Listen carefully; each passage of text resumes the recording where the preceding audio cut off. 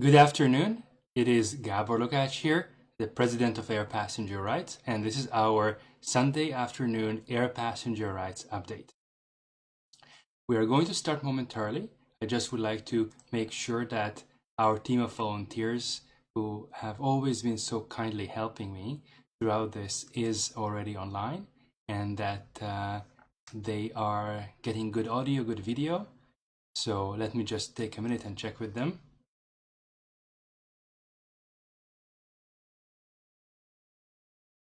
And I'm being told we have both visual and audio, so thank you very much. We are going to still pick up a few more viewers, and then we can officially start. It is a beautiful Sunday afternoon here in Halifax, and it's quite sunny, so it makes it even more difficult to stay inside, but we still have some important business to consider and to deal with. And I think I have now the go ahead. So team, can we go ahead? Is it all good? All good. Okay. I think we should start.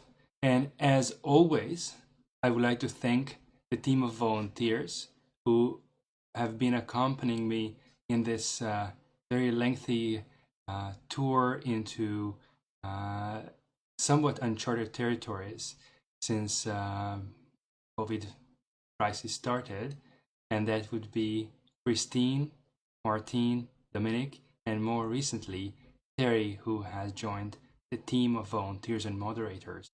And I'm sure in the past week you have seen her responding to questions and actually doing quite a lot of moderating in the group. So these wonderful volunteers have freed me up a little bit. And yesterday, Saturday afternoon, for the first time in many weeks, I had a little bit less stressful afternoon. So I'm very, very grateful to them for what they are doing for this group. I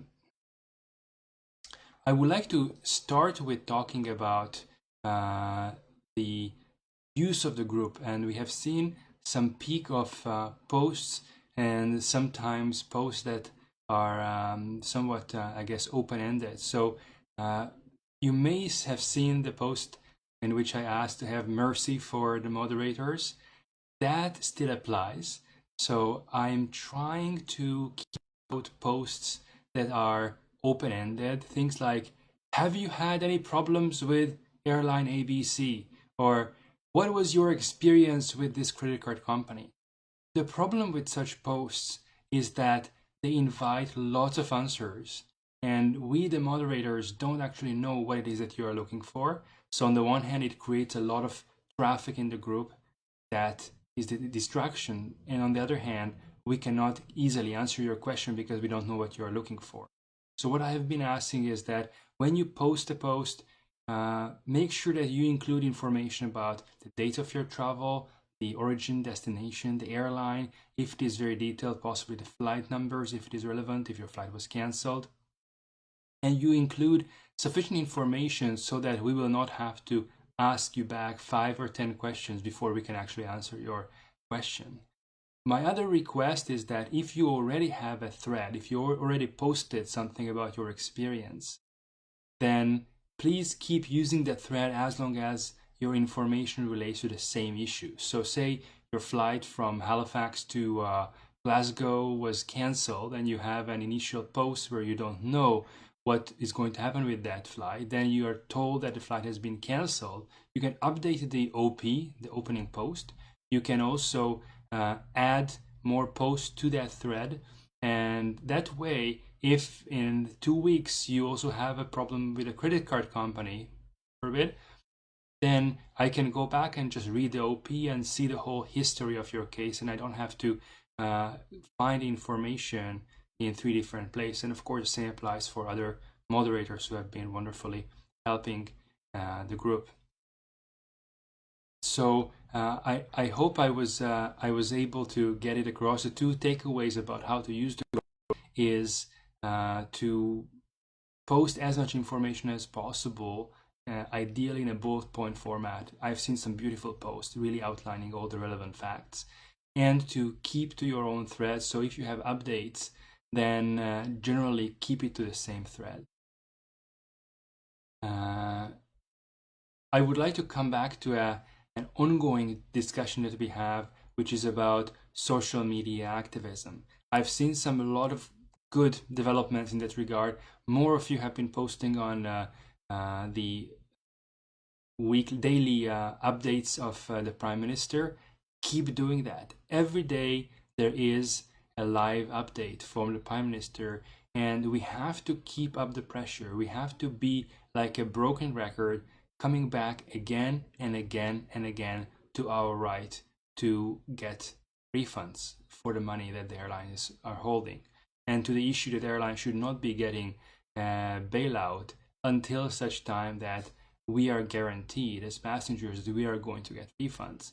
The refunds and the bailout should be going hand in hand. That message is something that is important to reiterate time after time after time to the media, to the politicians, to your MPs, to everyone who may have an influence on the outcome of those matters. So those flash mob type of actions that we have been taking with the Prime Minister's live streams, they are great. Please keep up with it. It is important that we continue that kind of pressure.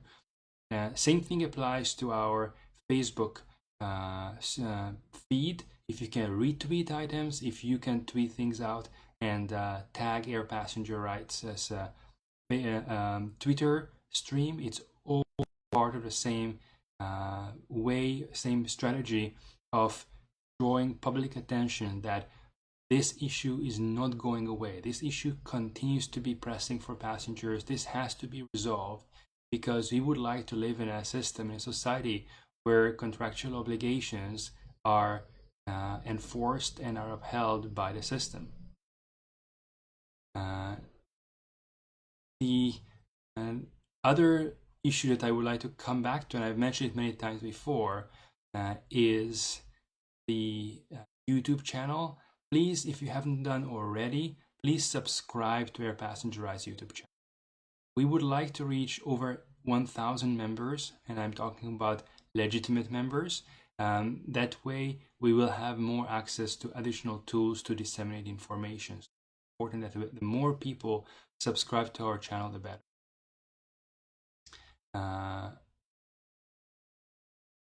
As you know, perhaps the most interesting development of last week was the posting of the statement by the Canadian Transportation Agency. I'm going to go right to it. So the Canadian Transportation Agency posted this FAQ, frequently asked questions, on the statement on vouchers. And I would like to really go through this with you to make sense of it and highlight what needs to be highlighted, to figure out what is important here, what is not important here, what is all this about. So at the opening, they explain the purpose of the statement on the vouchers. And in terms of the most important thing for us is that they acknowledge that it is not a binding decision.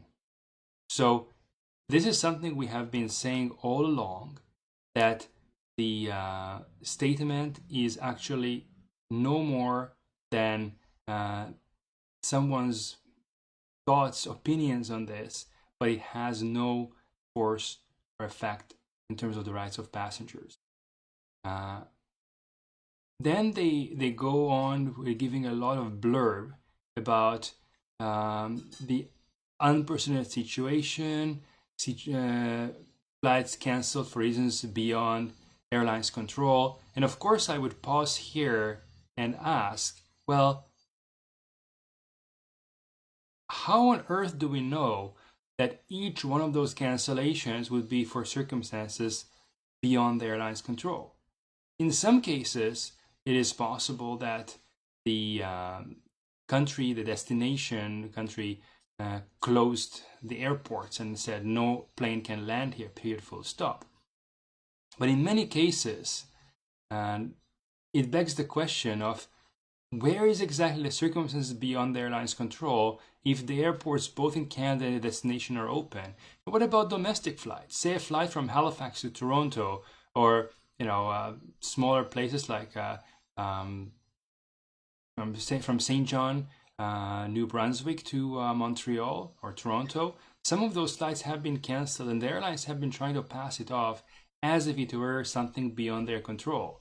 Now, of course, COVID-19 is not something for which the airlines are responsible, but see here is actually the airlines responding to a different economic situation and making some economic decisions, which is perfectly fine, but passing it off as if it were some kind of act of God that they cancel, I'm finding it very, very, very troubling. And it's even more troubling that the Canadian Transportation Agency is taking those things as facts without any due process, without any proper investigation, without any form of inquiry where passengers would have a say on the process. And to say then that the end here, that of course passengers can still file a complaint with the CTA, this is such a level of hypocrisy that I'm not even sure how exactly to qualify it. Basically, they're saying that, we don't think it should be getting a refund, but of course you're still welcome to file a complaint. Well, that's very, very, very troubling. In terms of the rest of the stuff here, they talk about why the CTA talk about vouchers when the US and the EU regulators have said the airlines should give refunds. And they are again making here some very troubling statements because they are saying that Canada does not have some kind of legislation in place or law in place that would require airlines to give refunds, and that's simply not true. The Canadian Transportation Agency issued a number of legally binding decisions that we have discussed before, and we can come back to it again, and we can read through them together if you would like, to confirm that there is a fundamental right to a refund in Canada. It will not be found in a specific regulation or statute in the words of "thou shalt provide a refund," although actually in the case of the air passenger protection regulations, if the cancellation is for reasons within the airline's control, such as economic cancellations, there is an explicit provision that requires the airlines to provide a refund to the original form of payment. So the Canadian Transportation Agency is not being quite transparent here. But there is something else that we should talk about, and that is their acknowledgement that the statement on vouchers does not affect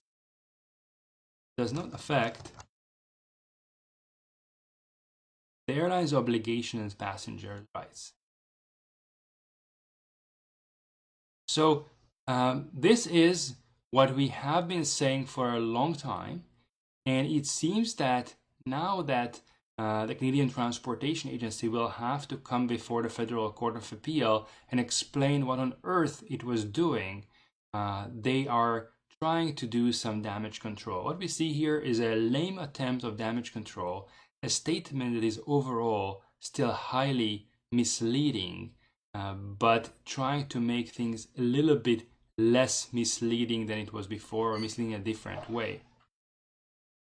In terms of the rest, they talk about the fact that some airlines tariffs might not provide for a full refund, and others include force majeure exception to refund provisions. Well, I would love to see the Canadian Transportation Agency point out at least one of those cases, because generally, even when you have a force majeure provision, it would refer to not performing the flight. It would not refer to not giving back the money of passengers.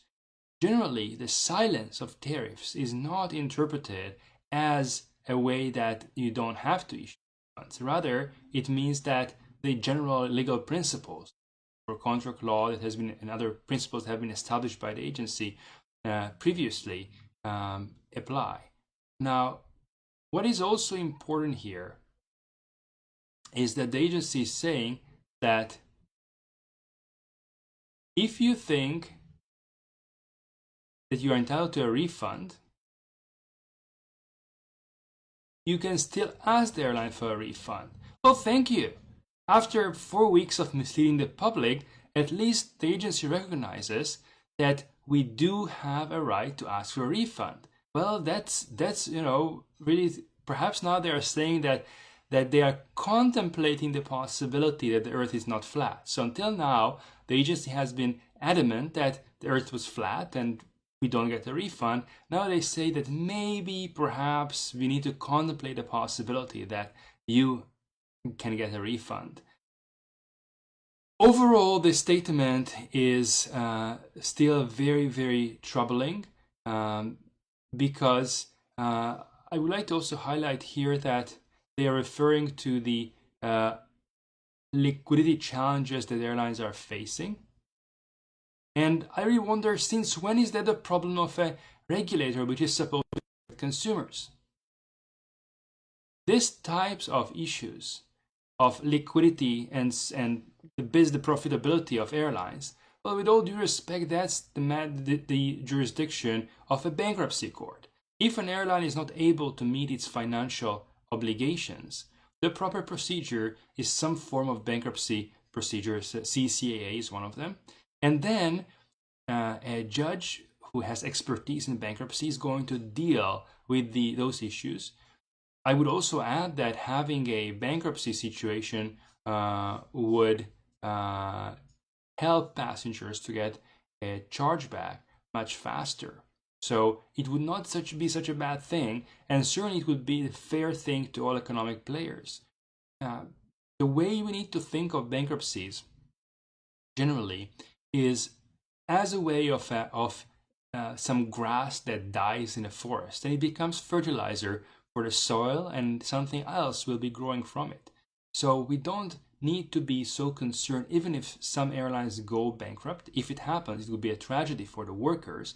But mind you, people who are capable of flying airplanes, capable of being crew, they are quite an asset. So, my apologies. So, people who are crew members, they are not going to be staying without a job for much longer, because another airline will come around and they will be picking them up. So overall, what we are seeing here is a profoundly troubling and misleading statement that continues to hide from the public the very fact that the law is crystal clear. The law is that passengers are entitled to a refund. I've seen here a question or a comment here, Matthew Pilquin. I'm sorry I wasn't responding earlier. I saw on Reddit someone mentioned that since they canceled for economic decisions, like how the airlines wouldn't be able to fill up the seats due to the COVID, so they decided to cancel. On Reddit, they claim that the commercial impracticability is a reason for non-performance under force majeure. Any clue on that? Generally, commercial impracticability is not a reason for non-performance. For force majeure, you need to have something that of the sort that the airspace is closed, like it happened at 9/11, or some kind of governmental order prohibiting flying, or say they were limiting the number of flights that can take off or land at a particular airport. It has to be something truly outside the airline's control, and business decisions such as, well, the business climate change, it happens. Some destinations have more people wanting to fly there, some people less, and sometimes the business doesn't go your way. That's not an excuse as far as I understand those matters.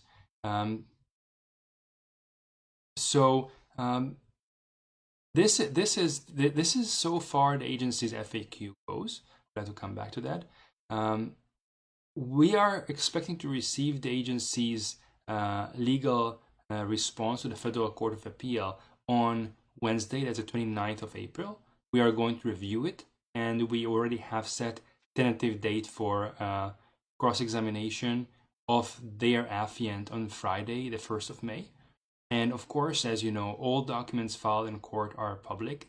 They will be made public, and you will be able to read them yourself. So that's something I'm sure many of you may be looking forward to.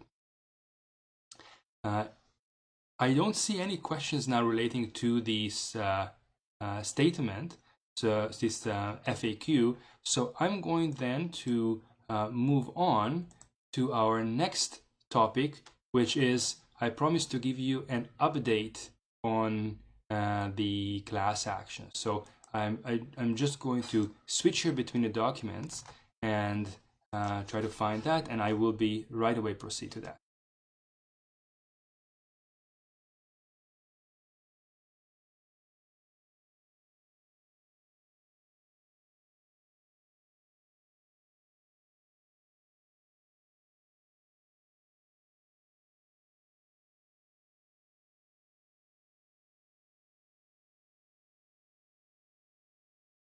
Okay, so here we are. I'm just back. I just muted the microphone for a moment to not have the click for everyone to listen. Now we're going to move now to this notice of motion. So we are going to go through it to give you a bit of an idea of how it works.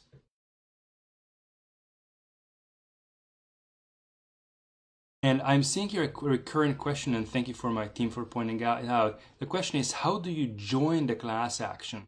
So with class actions, the way it works is that the court certifies the class action. The court decides who are the members, and once the court made a decision on that, then everybody who fits in the definition of the class is automatically included. So in Canada, you don't have to specially join a class action. Rather, what you do is you if you want for some reason to opt out, maybe you think that you can do your claim better than the class action lawyers, then you can actually choose to opt out from it. But you don't have to opt in. It will be done by the court. What we are looking at now is a notice of motion, and this is a class action certification motion. So this is the one motion which relates to defining the class and asking the court, convincing the court that proceeding by way of a class action is the proper way. So I saw here a question whether Air Canada Vacations is included. And in this specific class action, let me show you, this is a class action happening in a federal court. In this one, Air Canada Vacations is not included because those various vacation companies are provincially entities, provincially regulated, not federal ones. However, it may well be that the air travel portion of those vacation packages will still be covered by the class action. That is something yet to be seen how it works out. I'm not class counsel, so all I have is the documents that I'm looking at. And if you look at the website of Simon Lin, who is one of the class counsels, he provided a great FAQ for the class action to explain how things work. For the one in Quebec, I don't know where we can find an English one. Perhaps, Brian, you may want to contact the law firm that does the Quebec one and ask them if they would be so kind to provide an unofficial English translation. So in a motion, what they're asking is that it be certified as a class proceeding and that the class be defined as. So if the court agrees with this, then this is how how the class is going to be defined. So it will be people who residing anywhere in the world who before March 11th enter into a contract on a trip that was scheduled to between March 13th until the day the Government of Canada withdraws all travel advisories for COVID-19.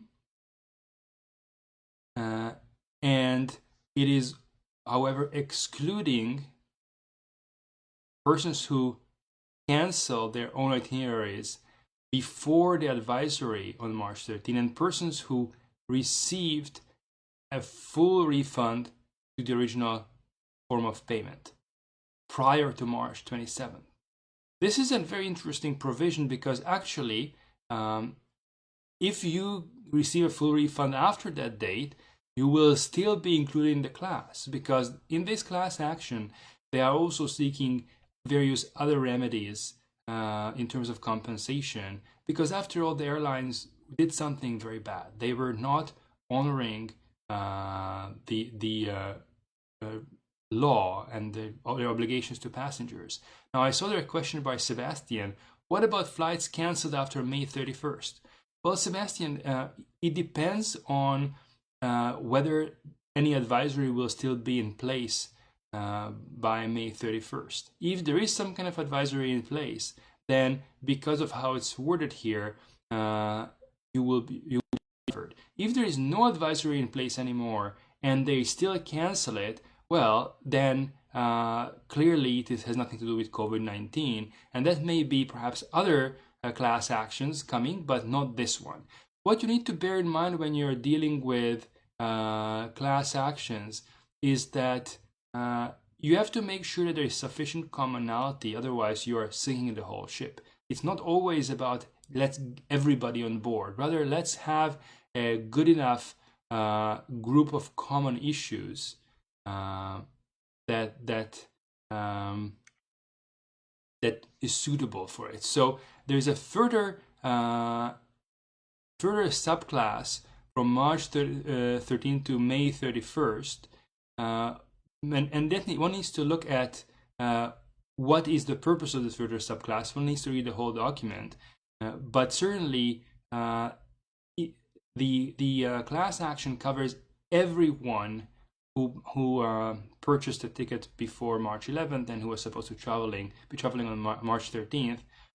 The further subclass is normally for people with respect to whom there are additional circumstances present. So let's keep reading. I think there was also a question there. I'm sorry, I skipped that. Craig was asking, stunning vacation or signature vacation. So those vacation companies, Craig, would likely be covered by the Quebec class action, not this one. This one is about airlines.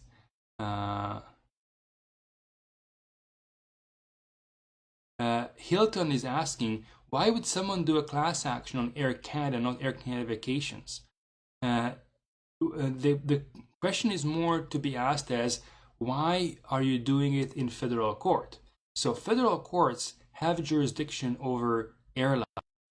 Aviation aeronautics is a federal subject matter jurisdiction. If you look at the Federal Courts Act, it would be under Section 23, if I recall correctly. I'm just going by my memory. While those travel companies, tour operators like Air Canada Vacations, is typically provincial jurisdiction. And in a provincial jurisdiction, it would have to go to some provincial court. While with the airlines, the federal court can quite quickly deal with the matter, perhaps way quicker than all those various travel companies, those tour companies. Ashley is asking, if you end up getting a chargeback on your credit card for the full amount, are you still eligible to the class action? So Ashley, very good question, and that comes back to the stuff marked with the red here. If you get the chargeback after March 27th, then you would still be part of the class. Of course, you cannot double dip, but if the court decides to award additional damages for people who experienced hardship because the airlines were not refunding funds promptly, then certainly, actually, you would be eligible to that compensation.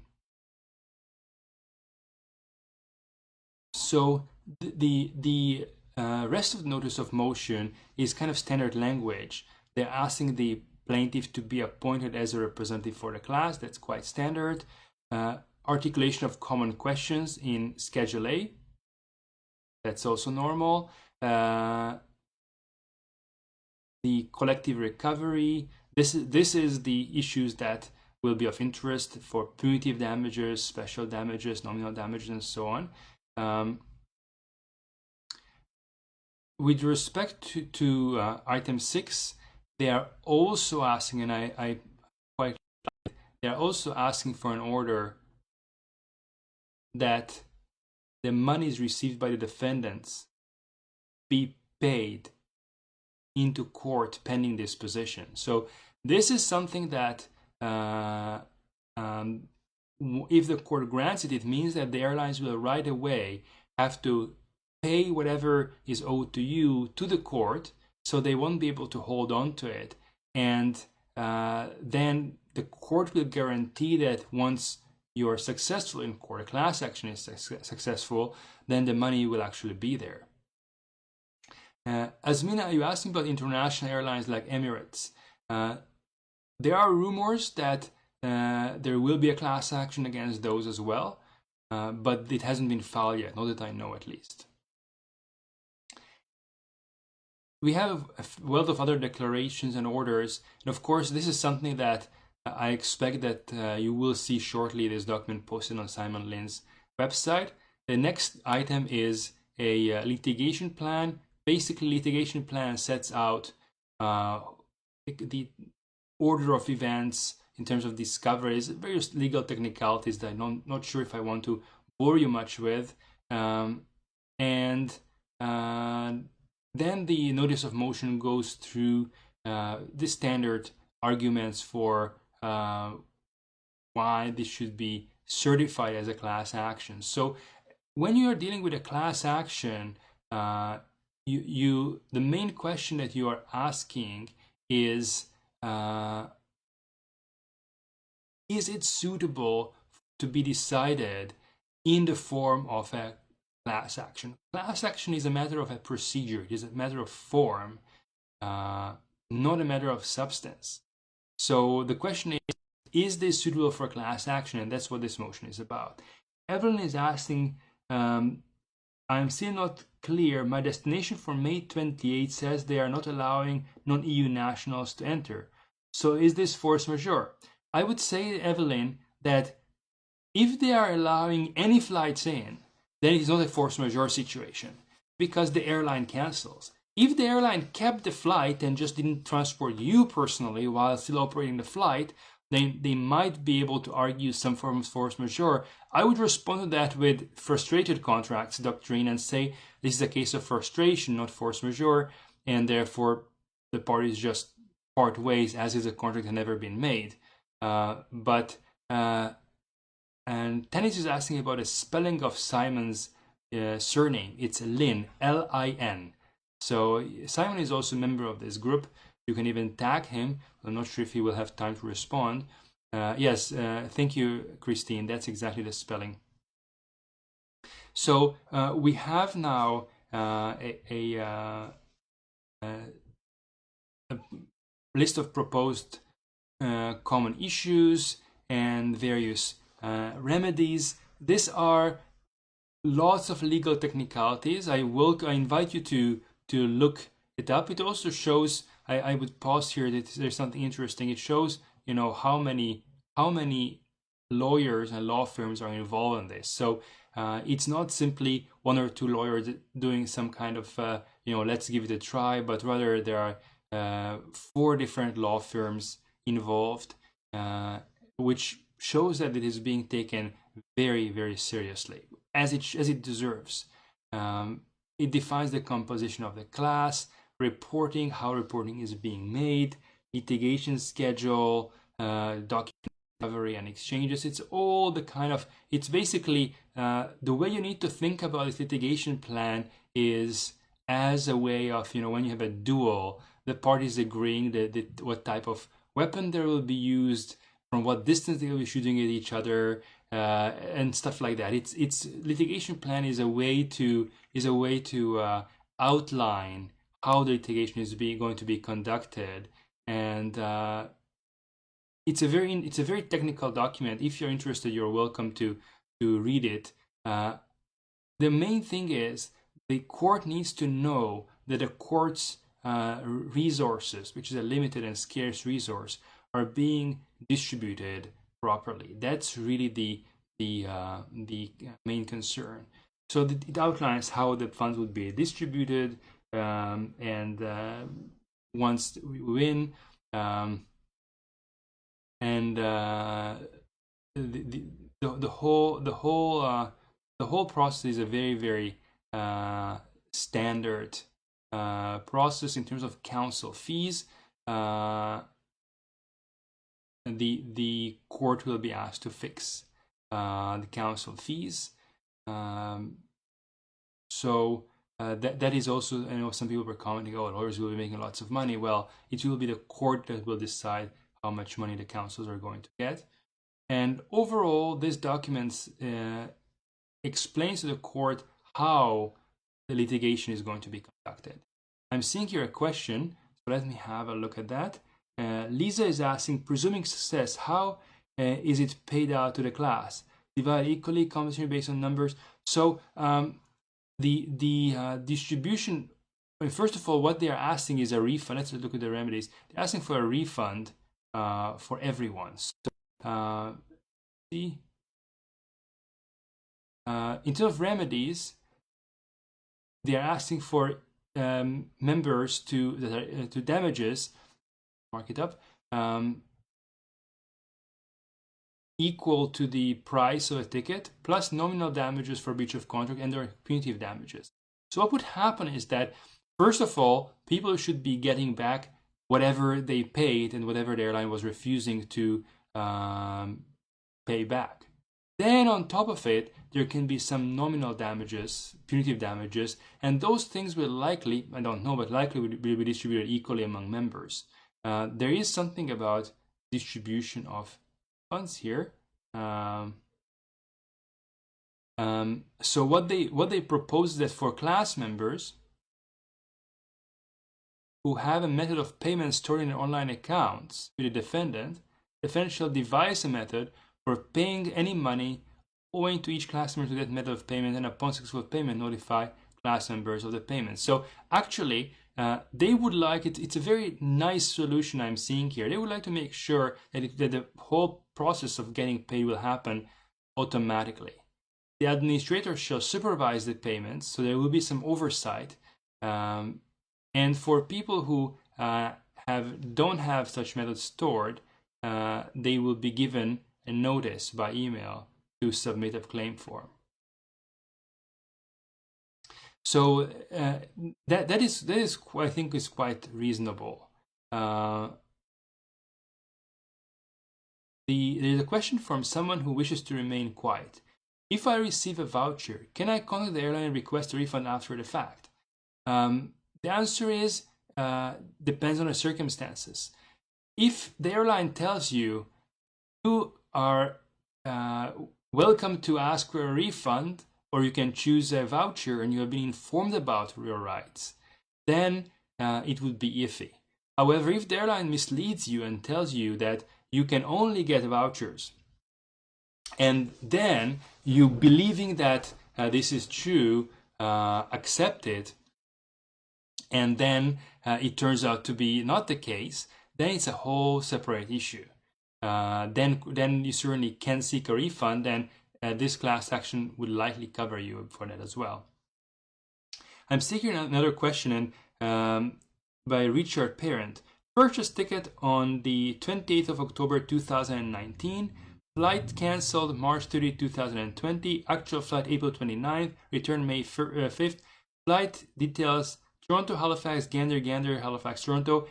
Do I qualify for class action? So, Richard, it sounds like you do qualify based on the class definition defined here. Of course, I would hope that your flights are with one of those airlines and not with someone else, because we have to remember that in a class action, you do define who your defendants are. So it has to be those airlines that operate the flights for you to qualify. I also see a question by, I'm going to switch soon back to camera, by Ellis Wells. We booked separate flights, one to Hawaii from Montreal. It was due to fly out today, and return flight from Vancouver to Montreal as we were doing a repositioning course from Hawaii to Vancouver.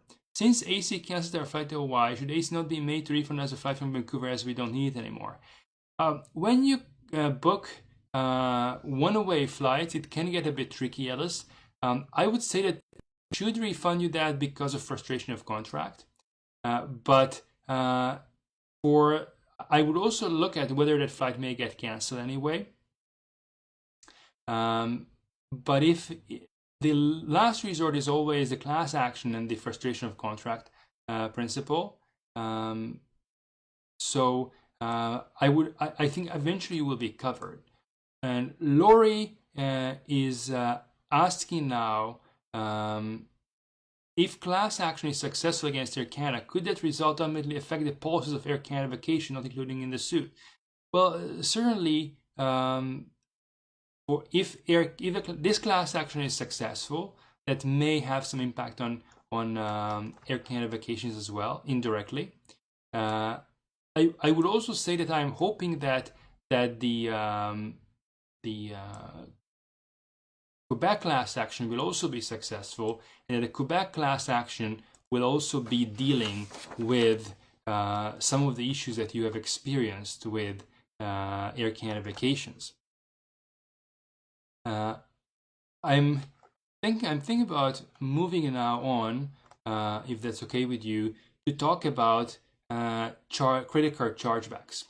And I know that some of you had varying experiences. Some people have succeeded first, and then the credit card company came back and said the airline is disputing it, and we are fighting a number of those cases. But I would like to tell you about something that occurred to me this week, which is a bit of an inspiration for how those credit card chargebacks work.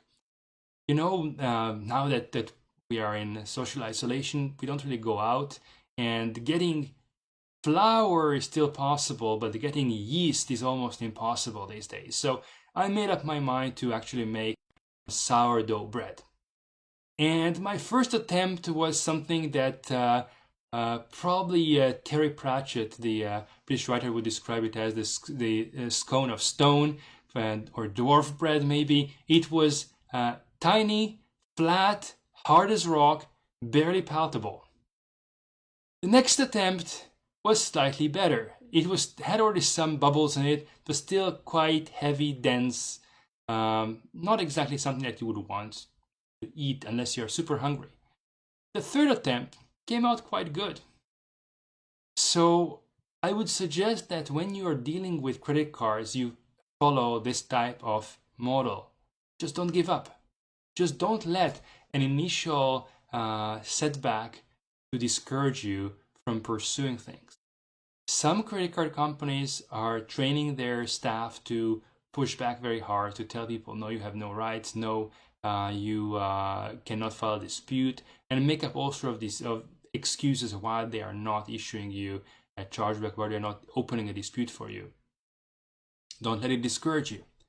As Dominic taught me a very nice abbreviation, HUCA, hang up, call again.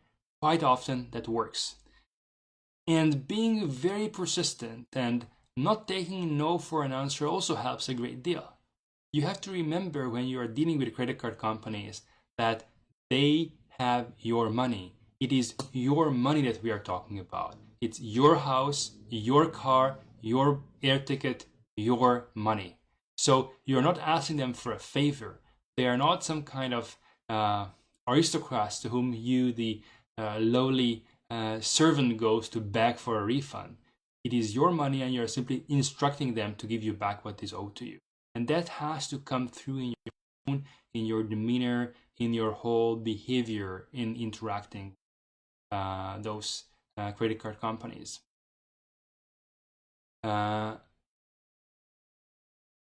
So I also want to show you some of the latest documents that we were able to obtain. They are publicly available documents, but we were able to obtain from Visa about what they are telling their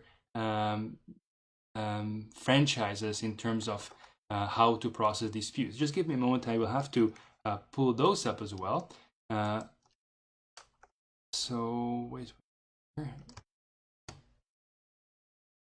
One was from I able to get a hold of it around the 14th, and I think you may have seen it before.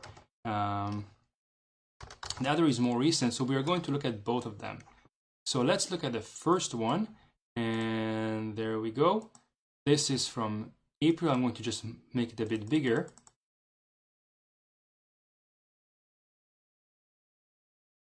Right? So let's have a closer look at this. Just to get put things into context.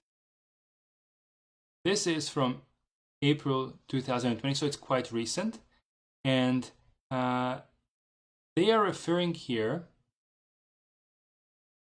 to dispute condition 13.1, which is merchandise services not received. This is what you will be doing now. And by the way, as I'm talking, I'm seeing here an attempt to post in the queue. Has anyone tried to get reimbursed from RBC Visa? This is exactly the post I would hope not to see anymore, because it is an open-ended question. So I hope that after this video there will be no such more posts, and people will be posting their own experience.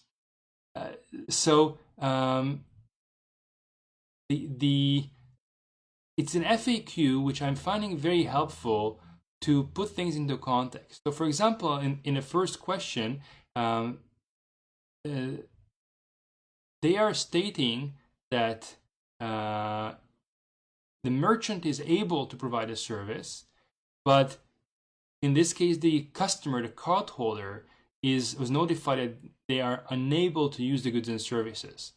Then there is no right to dispute. And that, I think, is legally correct in this case. It doesn't mean that you cannot seek a refund based on frustration of contract doctrine, but rather it means that a credit card dispute is not the proper way of achieving it. Another important thing to look here is what happens with respect to policies about cancellation that were not properly disclosed to consumers. In that case, there is a right of dispute. So let's remember that whenever you are dealing with this type of situation, the first question to be asked is, great that they have some kind of policy, but at the same time they have to disclose the policy. I've seen that question. I'm sorry I'm trying to both write and to answer questions. So Wendy was asking, why would credit card companies train agents to deny what they know are your rights? That's got to change. Well, Wendy, I very much agree with you. Fortunately, some of the credit card companies also may have an axe to grind in this process. They may not want to give back monies for various reasons, their commission, the banks involved, because if the money is not there on the other end of the transaction, the bank will have to hold back for it. So it's a bit of a problem that they're facing, like a musical chair situation, that somebody will be left without a chair. And the question is it going to be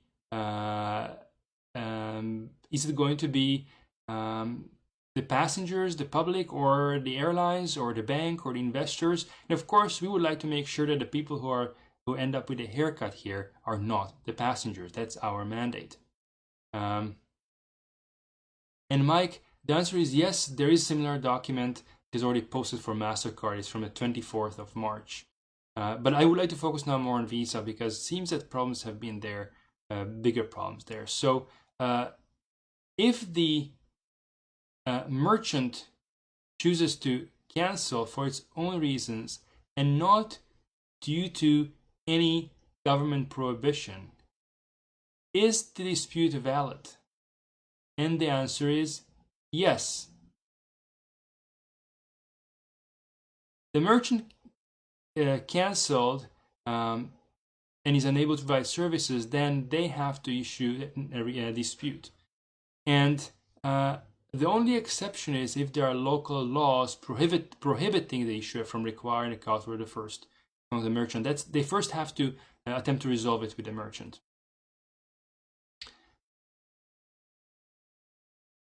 Now, the next item here explains what type of evidence they have to present.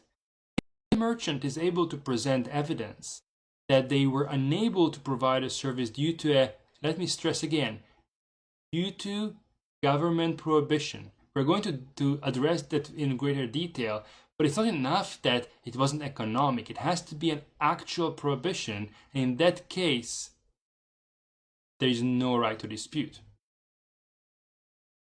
And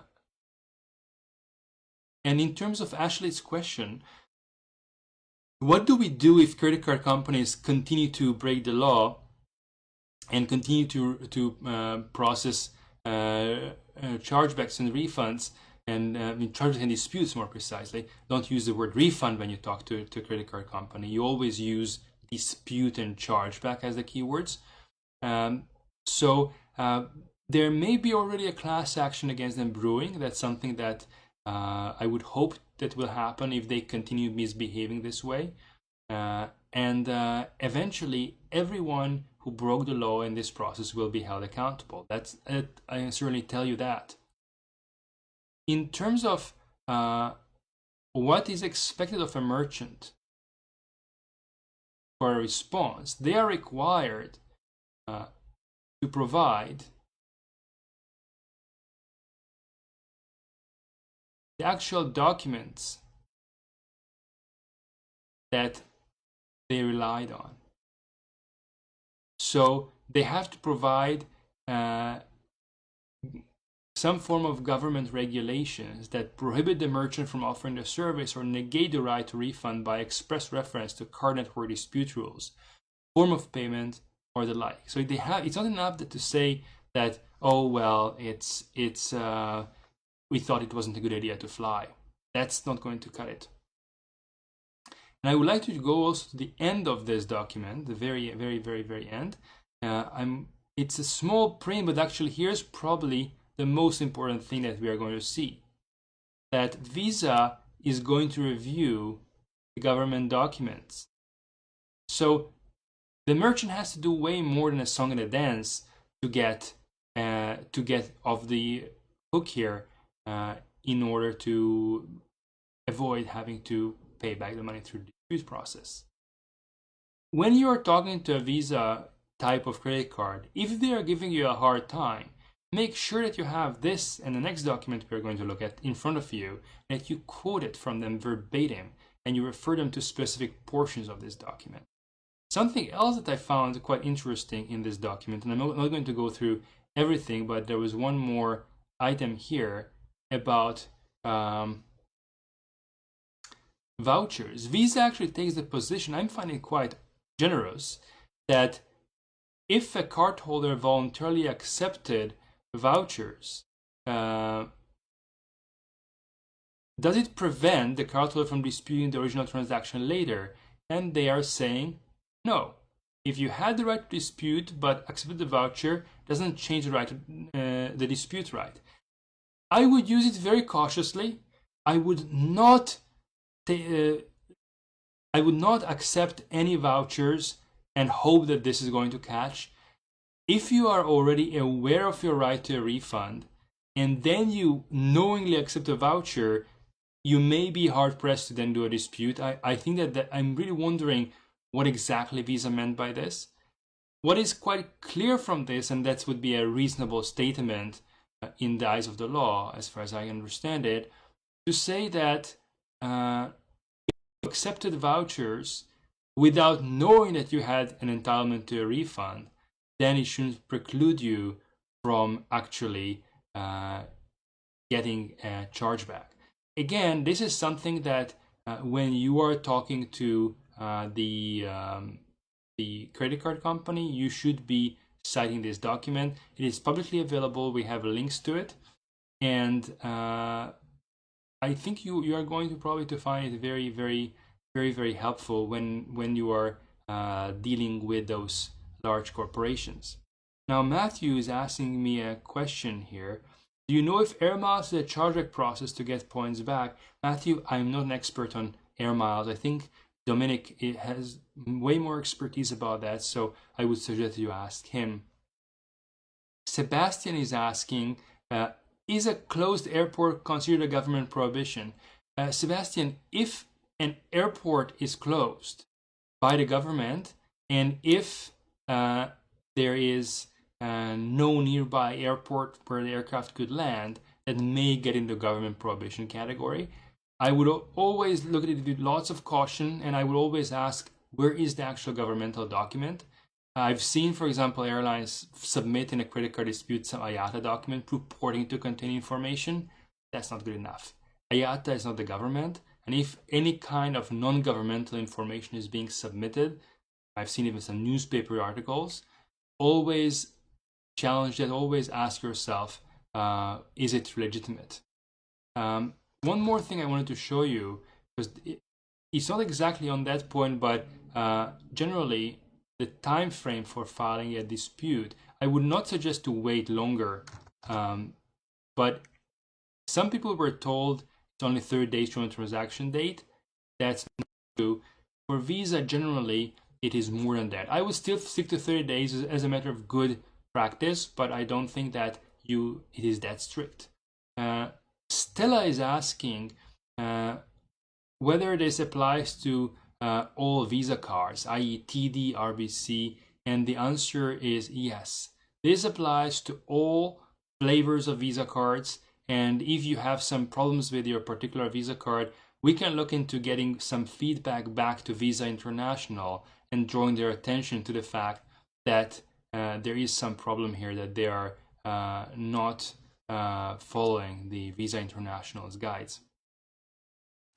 What I would like to, we're approaching now almost the 1 hour mark, but I would still like to show you is the other document, a more recent document from the 21st of April, and just get an idea of how that differs from this one, or what is new there, what has been clarified, and then probably we should call it a day.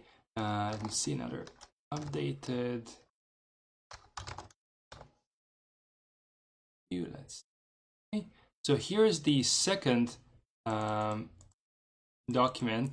A link to this also posted, by the way, just in case you're wondering. We try to provide as comprehensive information as possible. So this document is from April 21st, so it's very recent. And the first thing is the issuer is basically your bank. So your bank does not have to provide government prohibition regulation before initiating a dispute. It makes it clear that the responsibility of providing government prohibition proof is on the merchant and the merchant's bank. Other important point is, if the merchant tells you that they are going to take 90 to 180 days to process a credit, you don't have to wait. You only have to wait 15 days if they promise a refund, and that's it.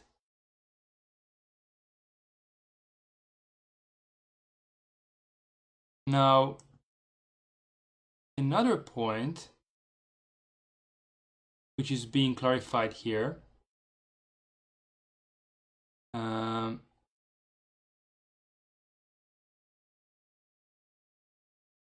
is being repeated here again, that if they claim that it was a result of government prohibition,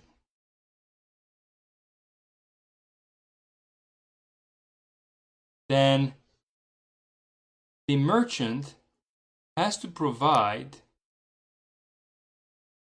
the explicitly the actual regulations, and in addition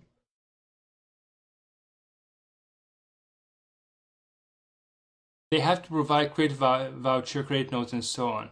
So I have received a number of questions and concerns as to what happens if you dispute the charges. Will they take away your vouchers, credit notes, and so on? The answer is absolutely not. Even if they were to prove that under whatever rules Visa has, you don't have a dispute right, they still have to provide with you with a voucher, credit note, and so on. So it just reconfirms that the right to get the right to dispute and exercising your right of dispute does not negate any kind of voucher. On the contrary, if they cancel your vouchers, it would immediately provide you with an additional basis for another refund, another chargeback. Christine is asking, if travel agents split the charges on your credit card, should the travel agent recoup your money from the airline, or do we go directly to the airline? What if travel agent refuses to recoup from airlines? So I'm not exactly sure, Christine, what this splitting the charges on your credit card means. Generally,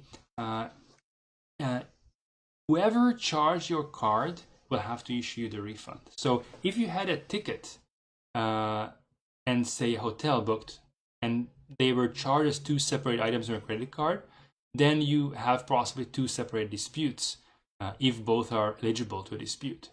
I'm not sure, Christine, if I understand your question. If I'm not, then please forgive me, and we can discuss it further after this session. I'm still looking at this document. This is the latest again. It also makes it clear that if you decide to cancel, then you have no right to charge back. It doesn't mean that you don't have a right to a refund.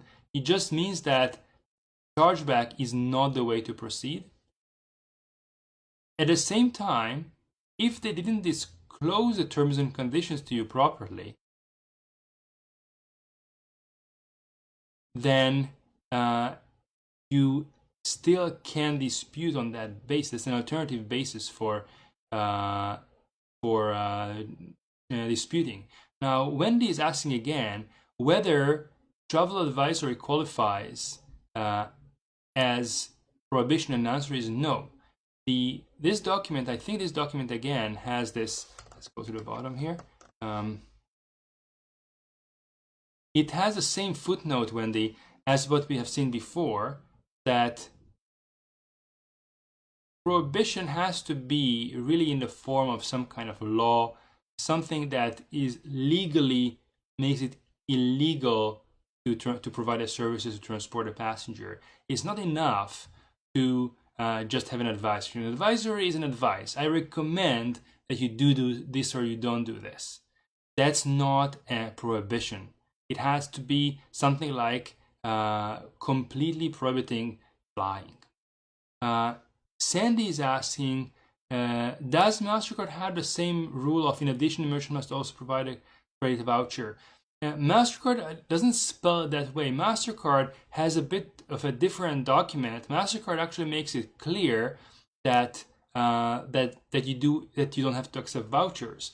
So if we are done with this document, and I think we're pretty done with this, it seems, I'm going to just go back for a moment to MasterCard, discuss MasterCard, and then probably we can call it a day. So let me just find a MasterCard document.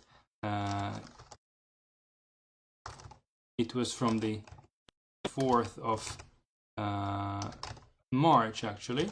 So let's see what that looks like. And here we go.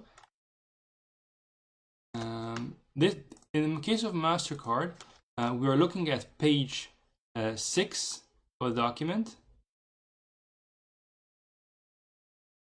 And it says, this is the key part here, the merchant has canceled the service and offered the cardholder a reasonable alternative for future service. Does the issuer have a chargeback right if you don't want to accept it? And the answer is yes, you do have a dispute right. It cannot be imposed on the cardholder unless the merchant has a right to provide a cardholder with such reasonable alternative based on the terms and conditions properly disclosed to the cardholder at the time of purchase, or based on applicable legislation or government regulations that should be provided in the dispute documentation. So they require somewhat of a similar regime as Visa. And I'm seeing here a question from Shandy. Does MasterCard have the same rule of, I think Shandy, this answers Shandy's question. Terry, I don't have an exact document for Amex. I believe that one of our members has already dug up some documents for Amex in general dispute rules. Amex has been quite unfriendly to our agency. I'm not happy with them, not happy with how they have been dealing with passengers. They have been quoting the Canadian Transportation Agency's nonsense in response to some disputes. We should be pursuing that as well, especially now that the agency at least clarified that it's not legally binding document. This is work in progress, I would say. Maria is confused.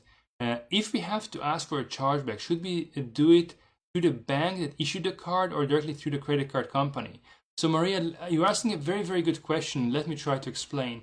The way it works, I'm going to try to find a bit of empty space here. Okay, the way it works is that, you know, we have here the credit card company like MasterCard, Visa, and then we have here various different banks. And the credit card company gives a kind of franchise to each of those banks. So this is going to be, say, this is MasterCard, and you have here something like, you know, TD, and you have here RBC, and say Bank of Montreal, and PC Financial MasterCard. So MasterCard tells those banks you can issue MasterCards, but your actual issuer will be the bank. It is your bank that issues the credit card, and the bank has to conform for various contractual reasons to whatever MasterCard is saying. That's my understanding of how things work. I've seen some questions about the location of the documents. I believe there was already a link posted about it a couple of weeks ago. It was on the Monday. I think it was posted on the 13th of April. I cannot really pin it because there are already too many. There's only one post that can be pinned. But I'm going to, after this session, I'm going to make an effort to make it perhaps a bit more accessible. I understand that we need to update some of those links that have been up there. One last thing I would like to tell you perhaps is that if you are missing any document, you can always go to announcements and you should be able to find some of the important links there.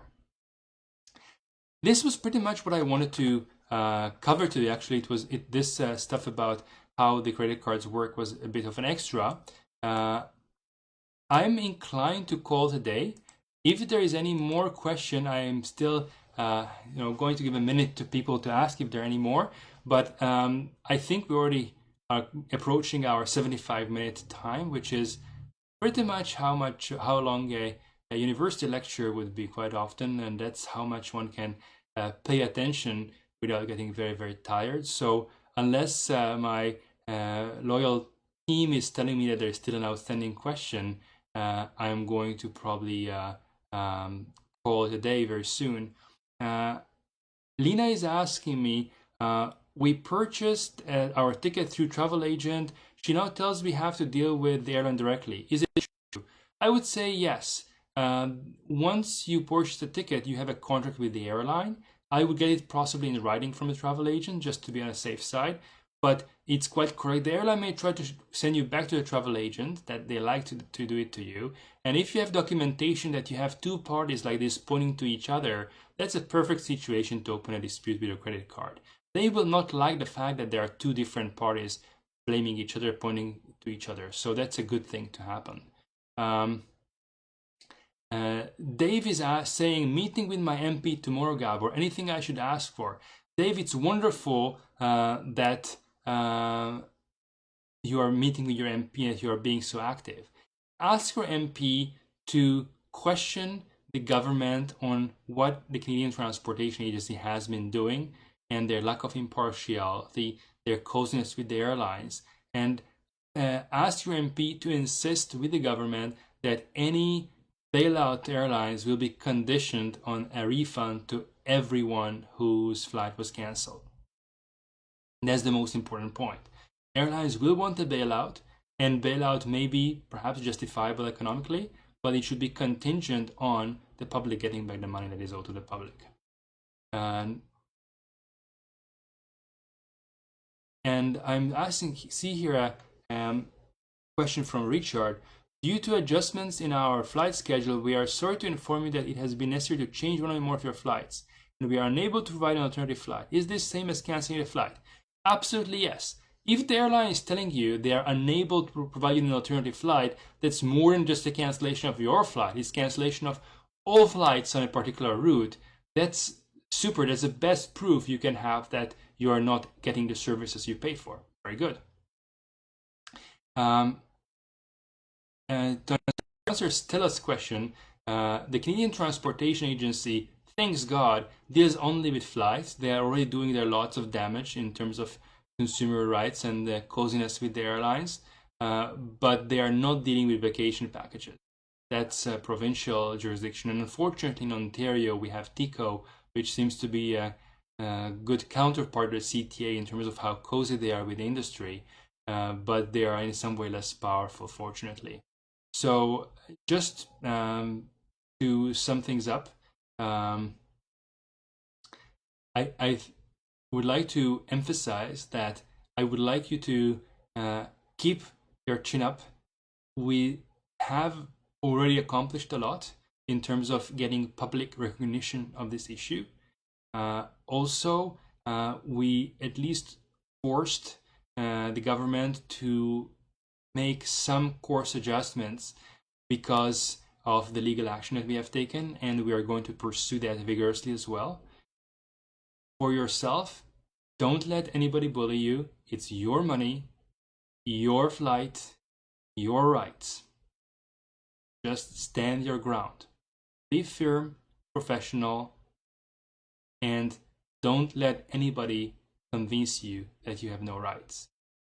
You do. That's it for today. We are probably going to be meeting here in 1 week from now.